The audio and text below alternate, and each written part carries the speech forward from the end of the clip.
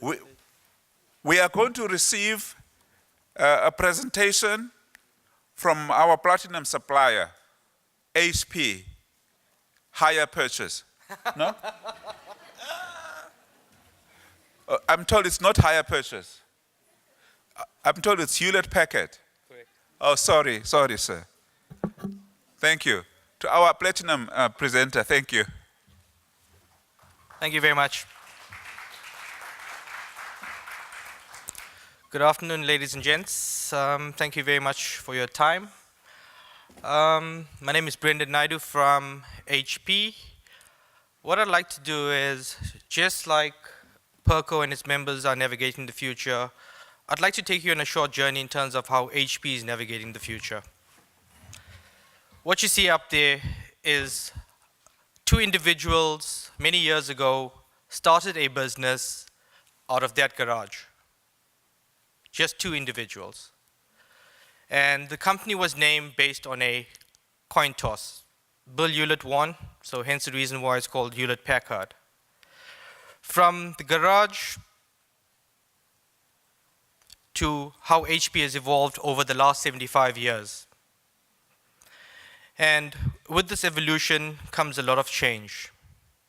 You may or may not have heard, in the next coming week, we will be transforming our organization. What you see HP today will be different come 1st November. We are separating our business into two Fortune 50 companies. One company, Hewlett Packard Enterprise, that will focus on server storage, networking, software, cloud services. And then the company that I will be working for, HP Incorporated, and that will be focused on devices, computing, printing, mobility solutions, and services.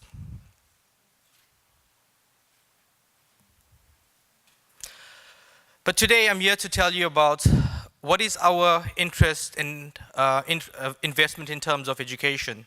HP is all about inspiring outcomes, okay?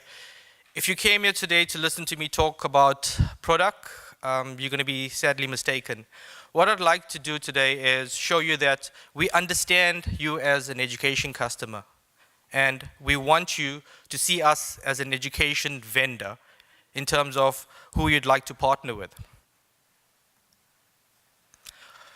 Everything's about the future, okay? In terms of what does their future look like.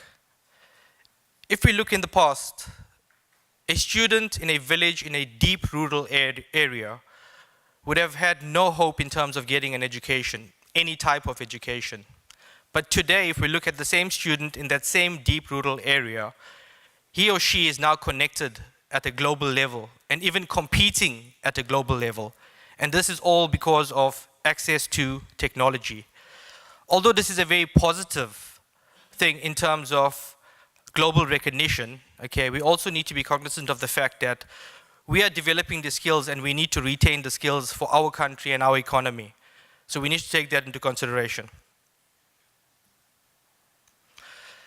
This goes without saying in terms of developing the relevant skills to address the 21st century marketplace. But I think more importantly, it's about how do we sustain this?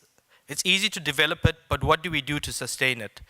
And what I'd like to do is use the analogy of building a house, or building any structure for that matter. You need a strong foundation to keep up the structure, and you need a roof to protect all your investments, okay?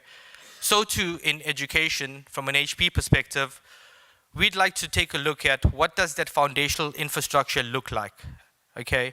And does that foundational infrastructure support curriculum, the learning environment, and professional development? And that obviously is our key focus in terms of how we address and how we deal with customers in terms of the education space. Very important, okay, how do students learn? No two students are alike in terms of how they consume knowledge and at the pace they do so. So it's quite important for us in terms of the infrastructures that we build, okay, needs to be able to support all different styles of learning. Not forgetting, and importantly as well, we also have special needs students and individuals. It's key in terms of HP and the way we address education. Although it's very, very simple, it's also very, very effective. Total access plus true learning equals meaningful outcomes. In terms of total access, okay, it's a fundamental human right that everyone has access to education. But not only access to education, it shouldn't be confined to classroom hours. It should be anytime, anywhere. When we look at true learning in terms of the learning environment, whether it's a formal, informal, or social environment, it needs to be supported and conducive for learning, okay? In terms of meaningful outcomes, like in any investment you make in life, you need to have some type of outcome. And in this case, from an education perspective, we're looking at outcomes such as academic in terms of building and developing relevant skills, in terms of social well-being, and then finally, it's all about, how do we grow our economy?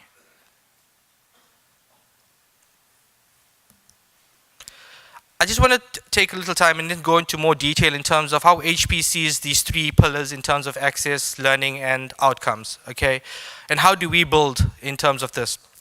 In terms of total access, safety and security is very important in terms of both physical and virtual security.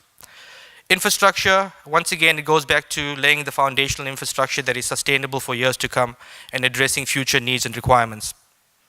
Learning devices, we need to make sure that we give access to all students and educators in terms of a device to access education. Deployment and support. What is a deployment without support? You need to be able to sustain it and be able to service the environment in terms of having maximum uptime. And then once again, it's a learning environment, right? We need to make it conducive, irrespective of where learning happens. And then finally, in terms of true learning, it's all about the content and curriculum, print and digital. Yes, we'd all like to have everything digitized, but that's not the reality. We have different styles of learning and people consume knowledge in different ways. So we have to have a blended learning environment as well. Professional development talks to creating and developing the relevant skills. And then how do we manage these environments? Learner management system, student information system, this is important in terms of data analytics and how we address our students going forward. And then lastly, in terms of content, apps for learning, that across all platform, agnostic. And then finally, again, meaningful outcomes. It's all about creating the skills, developing a social environment as well as an economical one.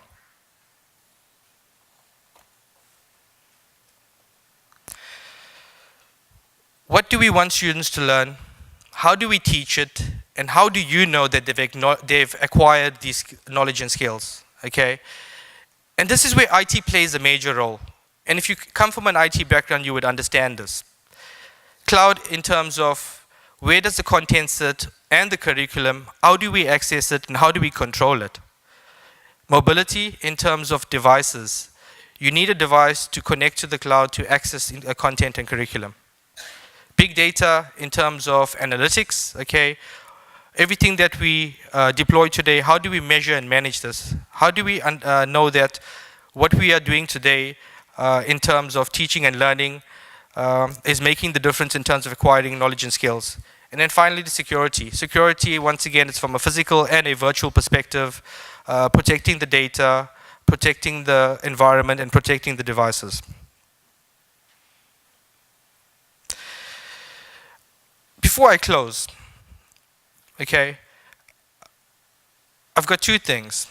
One is around, from an HP perspective, we're looking for a partnership. And a partnership from a marriage perspective, just like how you would have a marriage, okay? It's always going to be ups and downs, but how we manage those ups and downs, and it's about long-term and sustainability. We're not in it for friends with benefits.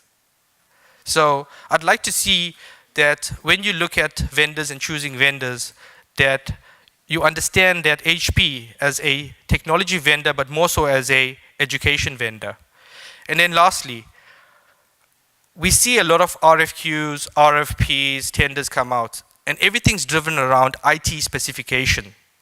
What I'd like to see going forward, and it's all about navigating the future, the next time you publish a tender, think about putting educational specifications. And with that, thank you very much for your time and your attention.